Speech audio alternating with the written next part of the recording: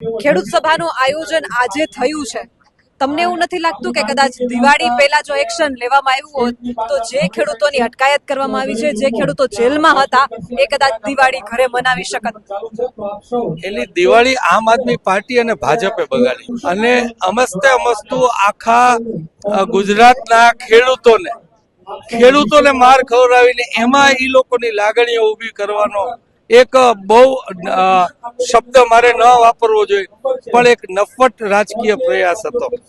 એટલે અમારું આ કૃષક આંદોલન 2 મહિનાથી આ 10 તાલુકાઓમાં અમે ચલાવ્યું છે અને અમારી મૂળ માગણી છે કે તમે વેપાર અને ઉદ્યોગ જેવો ખેતીના પાકમાં નફો આપો અને મહાનગર જેવો ગામડાને અને નગરોને નાના નગરોને વિકાસ આપો. આ અમારો મુખ્ય મુદ્દો છે. એની સાથે અમારો મુદ્દો એ પણ છે કે તમે ગોપાલ પાલકોને જમીન આપો એટલે એ ઠરીઠામ થાય અને સાથે તમે ખેત મજૂરને જગ્યા આપો.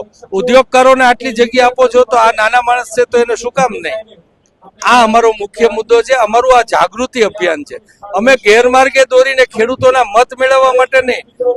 નથી આમ આદમી પાર્ટી સરકારની માલિક, નથી કોંગ્રેસ માલિક, નથી ભાજપ માલિક. આ સરકારની માલિક આમ પ્રજા છે.